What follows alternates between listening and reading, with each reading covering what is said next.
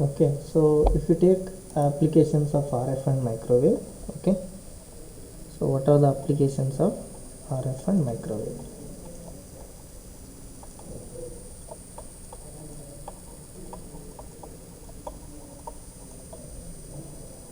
So what are the applications of RF and microwave? So the first and foremost application which we can find out is in the communication application. Okay, so in communication, so wherever you go nowadays, it is in the high frequency region, so you can have different communications. There is TV broadcasting communication. Okay, so you have the radar communication. Okay, and you have satellite communication. Okay, so you have optical communication. So there are many communication, even wireless LAN, so even that is also the one of the main communication.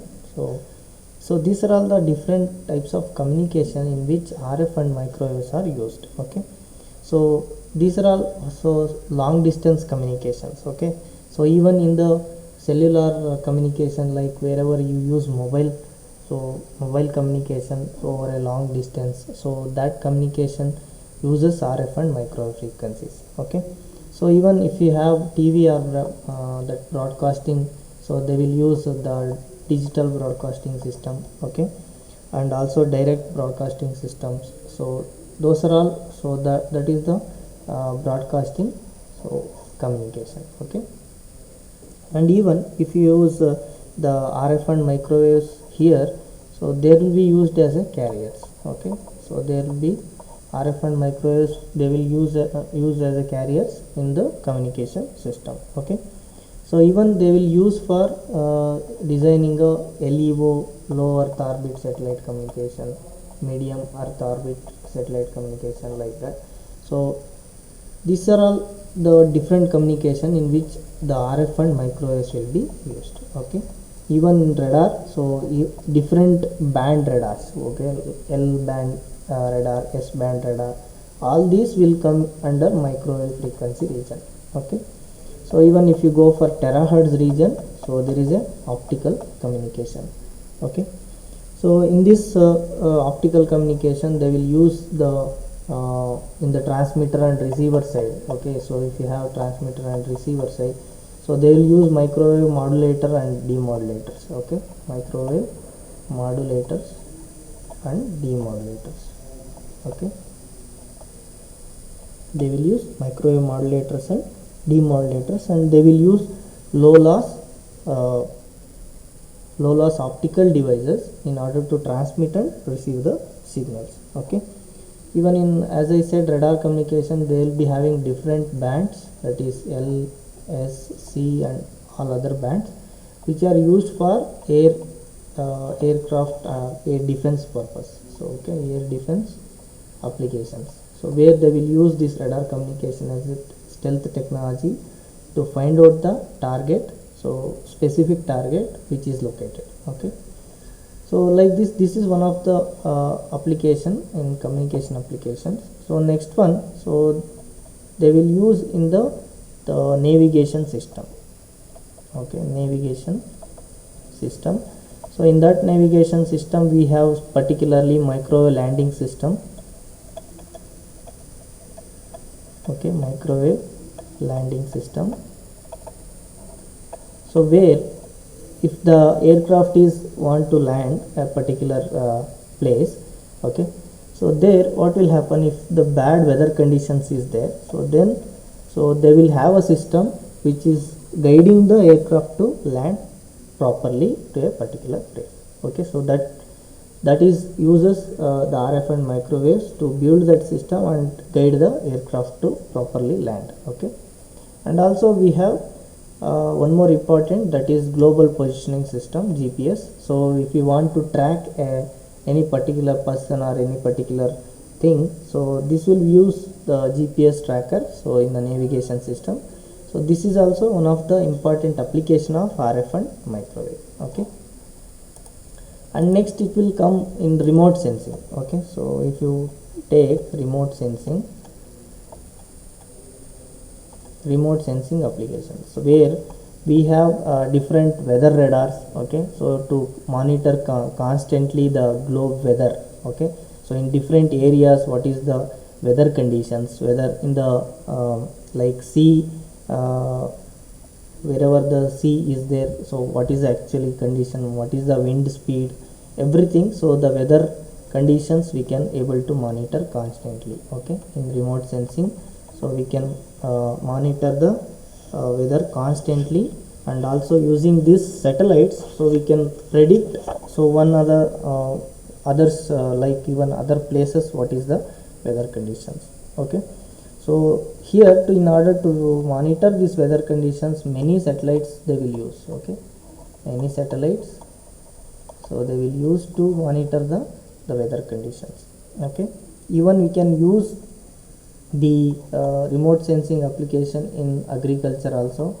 Okay, so we can sense whether what is the condition of the crop and other water condition and crop condition, everything. So this will be very helpful. And also in the forest applications, we can able to get the data, what is the status of the forest, is there any like unusual things happens, so where fire and all, it will be very crucial thing in the forest.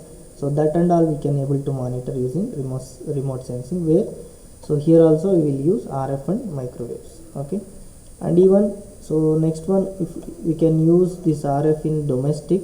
Okay, domestic and industrial applications.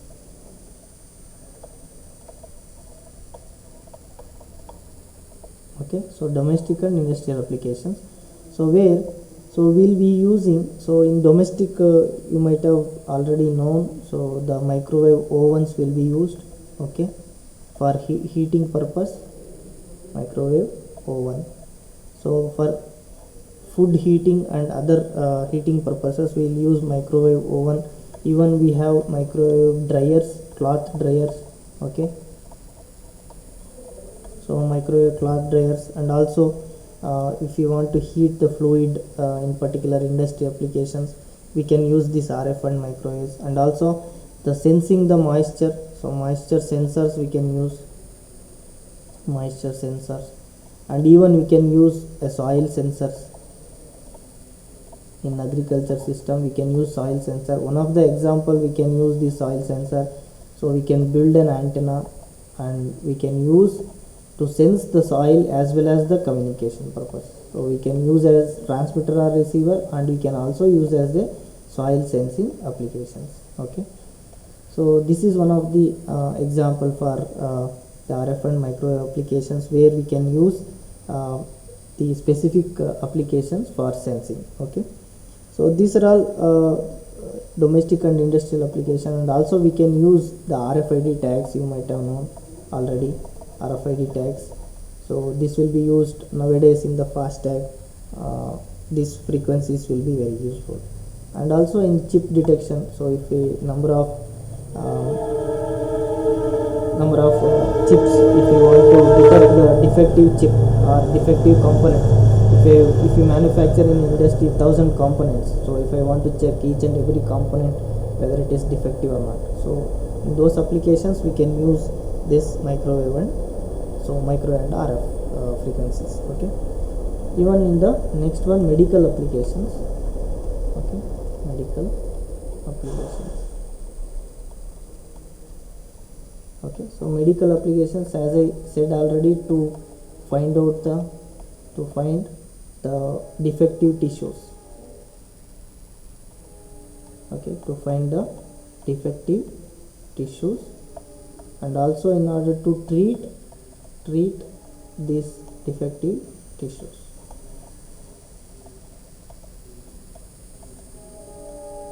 Treat these defective tissues, and also to control the brain hemorrhages and all. So these are all some of the medical applications. And also we can use microwave imaging. Okay, microwave imaging, nowadays this becoming significant in order to find so where exactly the defective tissues are there. And also we can have the imaging of whole body, so to find out the particular the disease. Okay, so these are some of the medical applications where we can use RF and microwaves. So is it understood? Any doubt? So somebody put some. Okay.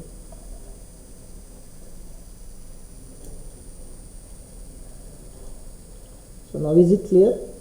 Hello? Sir, your voice is not clear, sir. Now is it clear? Hello? It's breaking, sir. It's breaking? Yes, sir. Okay.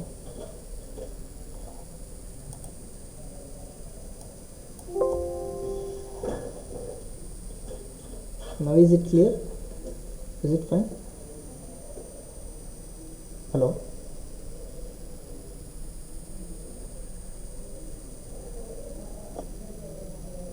Hello, now is it clear, Hanjara Gaud? Still same, sir.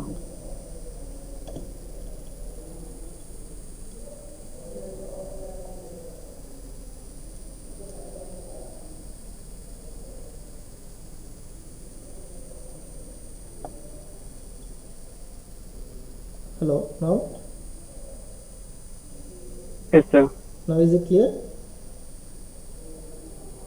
Yes, sir. Okay. So these are all the some of the medical applications which we can find out the RF and microwave frequencies to find out the defective tissues and also to treat the defective tissues. Like if you take an example of cancerous tissues, you might have known, so the radiation therapy they will give. So they will particularly find the tissues and they will bombard the radio frequency waves and they will going to burn that so defective tissue or cancerous tissues, so where you will going to get the treatment. Okay, so these are all finds an application of microwaves. Okay, and one more, so surveillance applications. So you can have surveillance applications.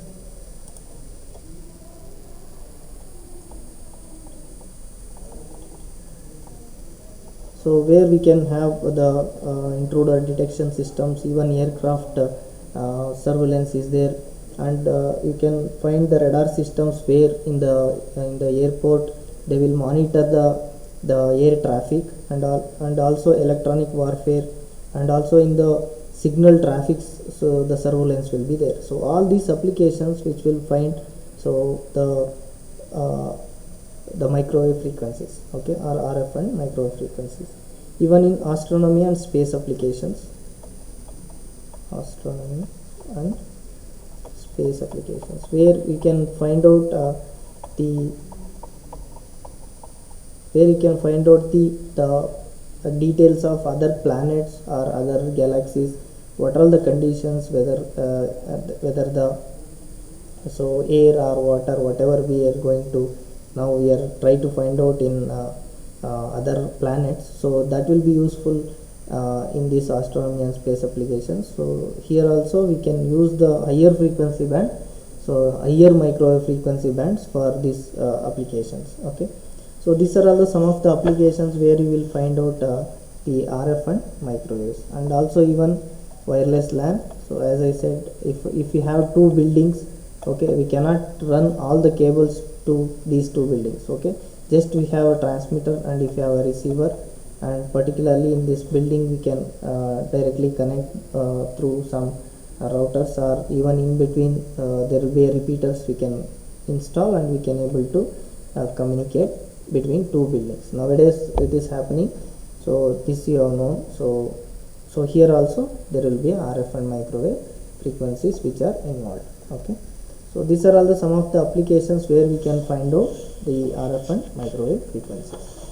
So now what are all the RF and microwave frequency bands we can have, because we cannot able to directly use all the frequencies in all purposes. Okay, we have to use particularly for particular frequency for the particular band and particular applications. Okay, so that is very important. So if you take the RF frequency, so generally audio frequency ranges, you know what is audio frequency range? Anybody can tell? Audio frequency range up to what frequency the audio it is there, audio frequency range. Hello.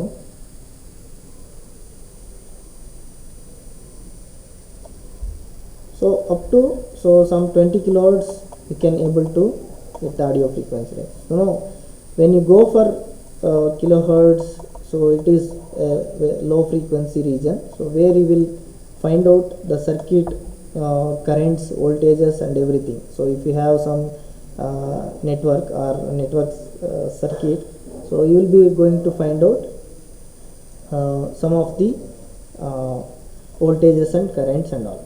So if you go and higher frequencies like megahertz and gigahertz, okay, megahertz and gigahertz, so there is a particular phenomena exists, so which will be called it as radiation. Okay, so this will be very much significant when you go for higher and higher frequencies. Okay, so this is very important. So this radiation occurs when you go for in terms of megahertz and gigahertz. So this phenomena, so where it will occur, so those frequencies above the frequencies which the radiation becomes significant, those frequencies will call it as RF and microwave frequencies. Okay, and if you can take the signal frequency bands, as I said, all frequencies cannot be used for all the purposes. Okay, we have different frequency bands for different applications. So now if you consider the different frequency bands, so we can divide very low frequency, so which is from 3 to 30 kilohertz. Okay, so very low frequency we can consider it as 3 to 30 kilohertz, and low frequency it is from 30 kilohertz to 300 kilohertz. Okay, and medium frequency we can consider it as 300 kilohertz to 3 megahertz, and we can have the higher frequency, that is high frequency, so which is start from 3 megahertz to 30 megahertz, and even very high frequency.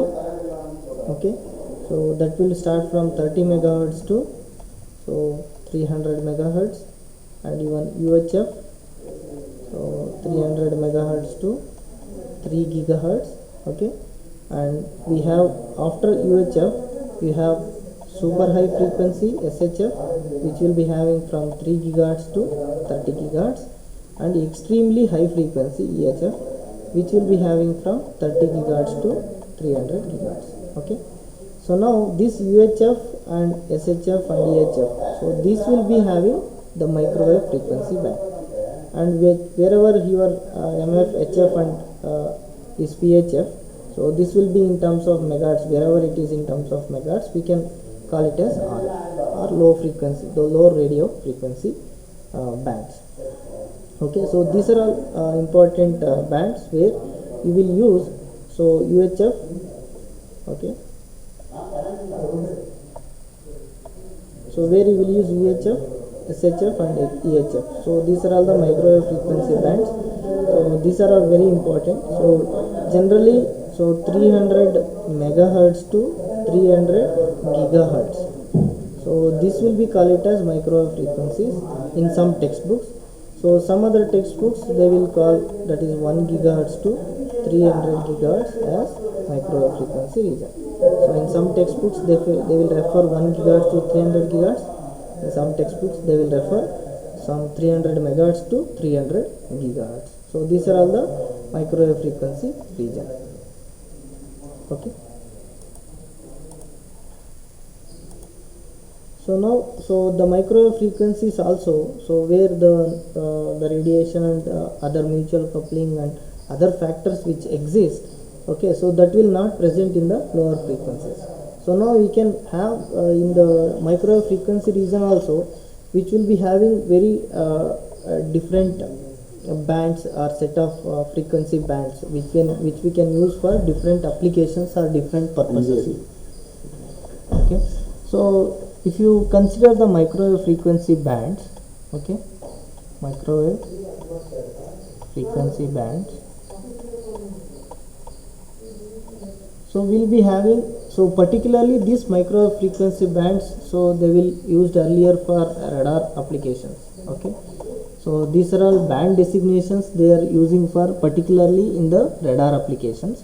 Okay, so even other applications also these microwave frequency bands are used. So but most of the times they will use for radar applications. Okay, so now if you take the microwave frequency band designation, so L band, which is the variation, so L band which is taken it as 1 to 2 gigahertz. So this is the L band frequency range, and even S band, so which will be having 2 gigahertz to 4 gigahertz, so S band, and C band, so which is 4 gigahertz to 8 gigahertz, X band, which is from 4 gigahertz to 12 gigahertz, and even we have K band, that is KU band, which is from 12 gigahertz to 18 gigahertz, and K band, which is from 18 gigahertz to so around 26.5 gigahertz,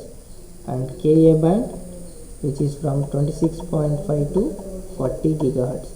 So nowadays here in the 5G millimeter wave communication, these bands are very much useful. So in millimeter wave applications, so nowadays 5G network which are existing, so those frequencies they will use here. So from 24 to 28, so that is a millimeter wave band they have designated in the ITU, that is International Telecommunication Union. Okay, so that is the millimeter wave band for 5G communication. So now after this, even higher frequency, higher microwave frequency bands are also there, that is Q, U and V. So Q band, which is ranging from 33 to 50 gigahertz, and U band, which is designated from 40 to 60 gigahertz, and V band, which is designated from 50 to 75 gigahertz. And even higher frequency bands also which are there in the microwave frequency region, so which are EWF, so E band, which is starts from 60 to 90, and even if you have W band, which is start from 75 to 110 gigahertz, and even have F band, which is start from 90 gigahertz to 140 gigahertz, and D band, which is 110 to 170 gigahertz. Okay, and G band, which is start from 140 to 220 gigahertz. So these are all the higher frequency bands, so where you will the components will be in terms of millimeters, and even it leads to micrometer, so size of component. Okay, so these are all the some of the microwave frequency bands. Okay,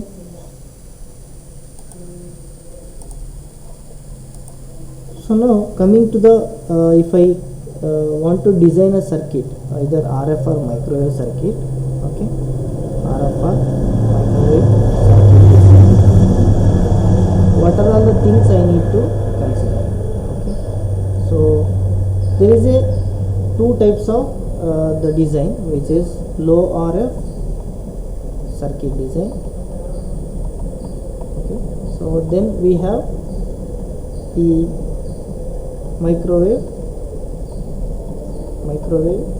circuit design. Okay, so high RF or microwave circuit design. So now what are all the things I need to consider when I do low RF circuit design? Okay, so here what will happen in the low RF circuit design, so the length of the circuit or component size, whatever length or component size which we consider, which is far less than the operating wavelength. Why? Because so in the lower frequency region, so if I take the just a relation, if the frequency is lower, lambda is higher. Okay, in the lower frequency region, what will happen? The wavelength becomes very much higher. So the length of the circuit is far less than lambda. Okay, so that's why what will happen? The delay time or transit time, whatever I discussed. So the delay time or transit time, so it can be approximately 0, or we can able to neglect. Okay, so this is what we need to consider in the low RF circuit design. So as I said yesterday, if I have the two conductor system and if I apply the voltage here, Okay, so this is a load. Okay, so if I have the ends of the two conductors a dash and b dash. Okay, so now if the component, this conductor length, if I take just as like 10 centimeter or 2 centimeter, whatever it is, and if I consider around some 3 kilohertz, the frequency 3 kilohertz, so your lambda will be, so it will be like 300 mega divided by 3 kilohertz. So what it will happen, 100 into 10 power 3 meters. So how much it is? It is almost 100 kilometer. The wavelength is 100 kilometer. So now if you compare 10 centimeter with 100 kilometer, the wavelength, the wave, whatever it is wavelength, so it is 100 kilometer. Okay, so the component length is 10 centimeter. So what will happen? So it is so whatever the wave which voltage which I apply here, the same voltage will appear here. So that means the delay time is approximately it is 0. Okay, so that's why at low frequency circuit design, where the component length is far less than lambda, and we can neglect the transit time or delay time. Okay, that is one of the important parameters in low RF circuit design. And whatever the Maxwell's equations which we have discussed, okay, Maxwell's equation, they are actually approximated to low frequency laws, that is KCL and KVL, and also Ohm's law. Okay, so all these Maxwell's equation we can approximate it to KCL, KVL or Ohm's law. So this is which we need to take care or consider in the low RF circuit design. Okay, so now what are the design steps or considerations so we need to follow? So if I take a simple an amplifier design in the low RF circuit, so first we will consider DC conditions. Okay, what are the DC conditions, or what is the Q point operating in this in order to design an active circuit like an amplifier. Okay, so first we need to consider what is the VI and Q point and everything. So later we need to characterize the device. Okay, device characterization. So next step is device characterization. We need to see what is the transistor beta factor if you are finding an amplifier circuit and all. So we need to characterize the device, which is very important to obtain the AC small signal model. Okay, AC small signal model. Okay, so this device characterization, so after finding out the DC considerations, Q point, everything, we have to characterize the device. So now after this, so what we need to do? So we need to consider the device matching conditions. Okay, device matching conditions. So in this device matching conditions, what will happen? So we need to consider again 3 different conditions, that is stability. So how much the device is stable in the operating point or operating frequency, and what is the gain of that device. So how much gain we can able to get from that device after matching, and also so we will be having stability, gain and noise consideration. So how much noise it is producing and how much noise we can able to get reduced while doing the matching. So once you get the all these conditions, so we can able to obtain the active circuits, or even we can have the different designs like one as amplifier, oscillator. Okay, so we can have oscillators and we can have mixers. So all these things we can able to design once we gone through all these steps. Okay, so this is what the design consideration we need to consider in the low RF circuit design. Okay, so now if I consider in the high RF or microwave circuit design. Okay, so high RF or microwave circuit.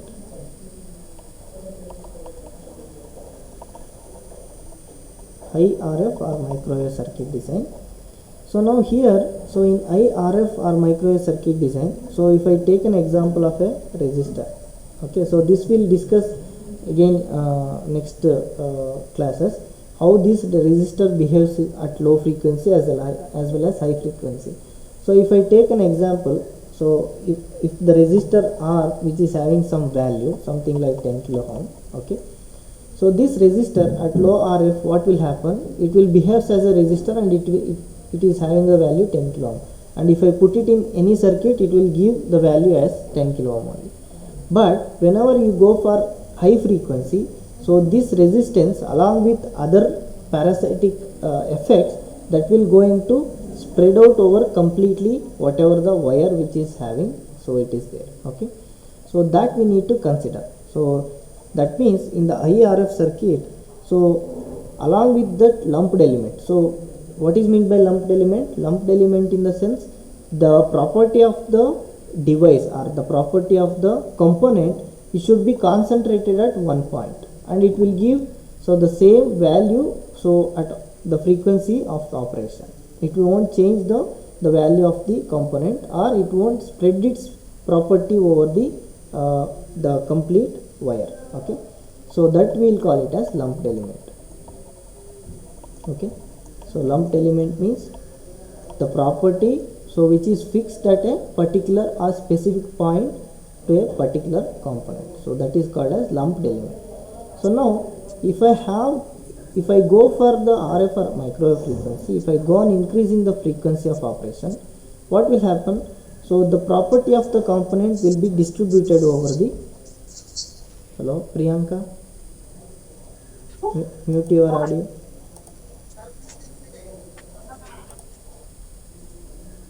Hello.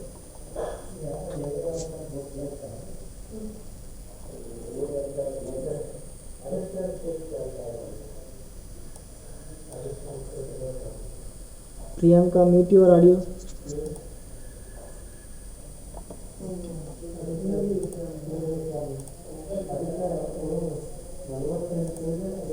Okay, so in the higher frequency, when we apply higher frequency to a particular component, so that will become distributed element, okay. So what will happen at higher frequency, and what is meant by distributed element? So distributed element means, so any component if you take, okay, so the property of the component or the property of the device, it will spread over the complete, so it will spread over the complete component. So say for example, if I take the resistance itself, okay, so along with the parasitic effects, that is inductor and capacitor, okay, so this will going to spread over completely over the component. So if I have the device length is this much, so if the low frequency, if I take just resistance, it will be there, and if I take the higher frequency, this lead, it will act as a inductor, okay, and also this capacitance. So due to difference in the voltage at higher frequency, the capacitance effects come into picture, okay. So what is meant by distributed element? So the distributed element is the element which the property of the component spread over completely the length of the circuit or component size. So that will call it as the distributed element. The property will be spread over completely over the component, okay. So that is what distributed element.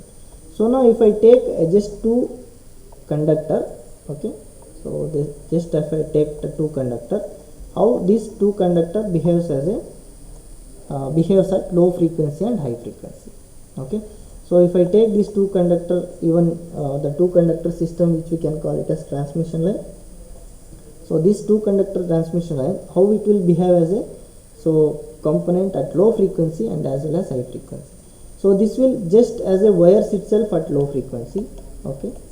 At low frequency, it will behave as a simple wire, and it will be having inside some lossy resistance, okay. So there will be some loss resistance which is there within the wire, okay. At low frequency, this loss resistance is not spread out, it is fixed some value of the resistance.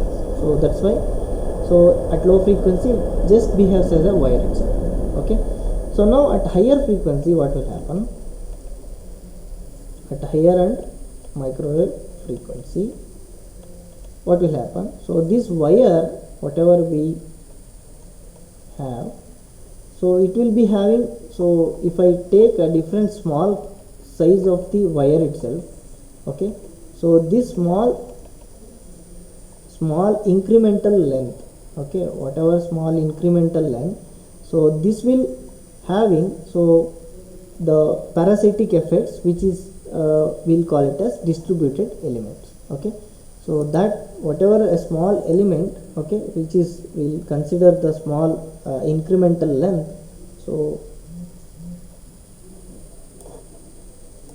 if I take this as a small incremental length, some delta x, okay,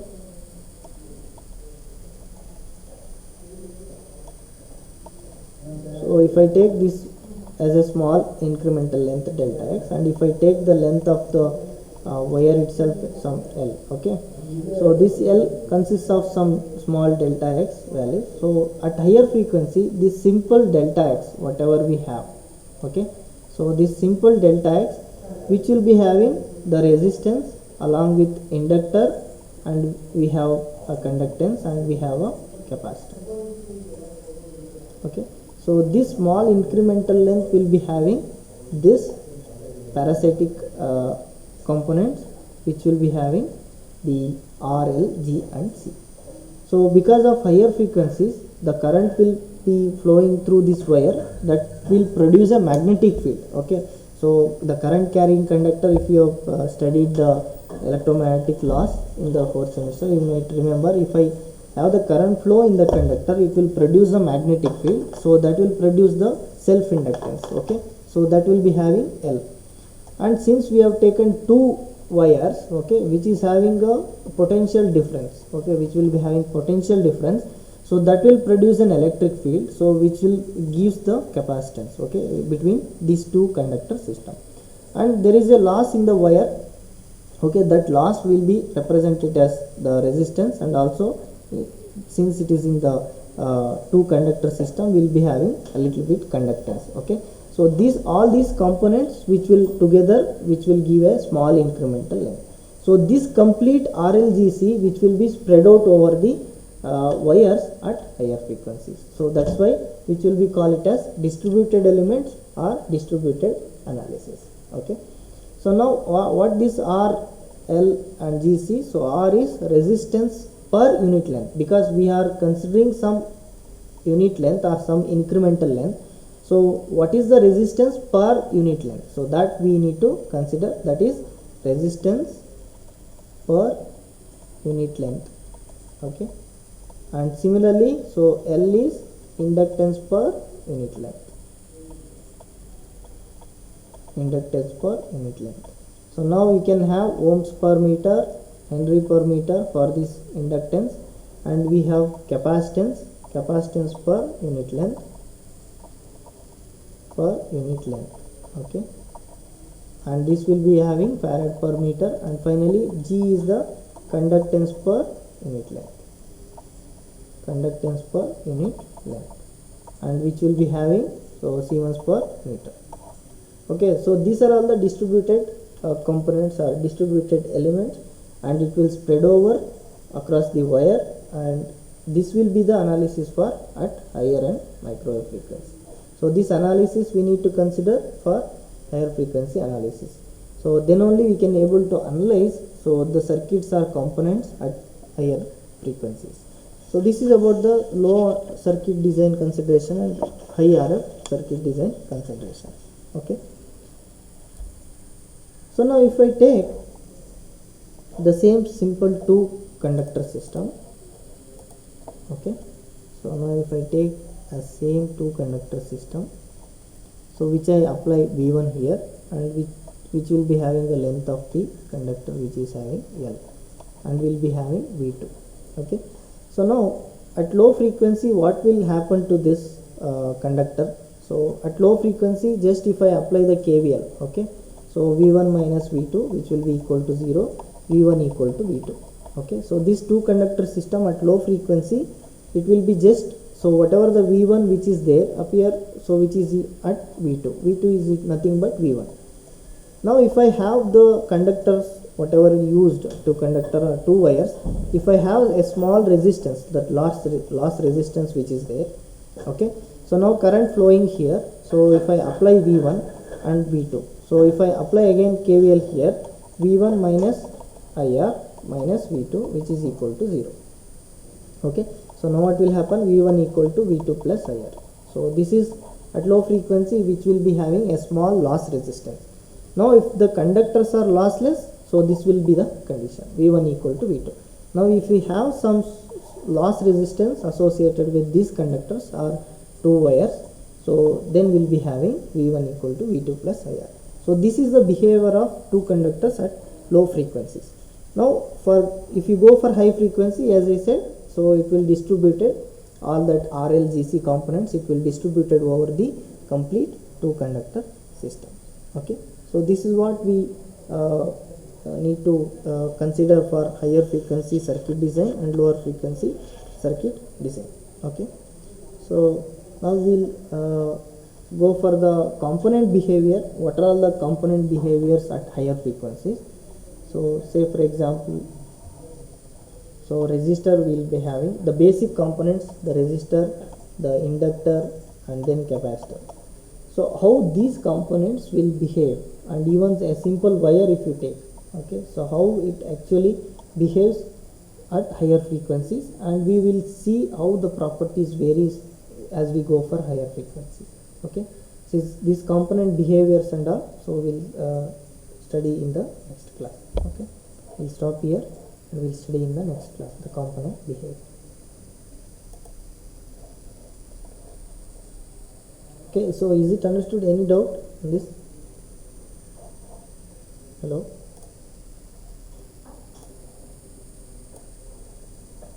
Anjay Gaur, any doubt? Sri Gauri? Rutvik? Hello? No, sir. No, sir. Okay, we'll study the component behaviors in the next class.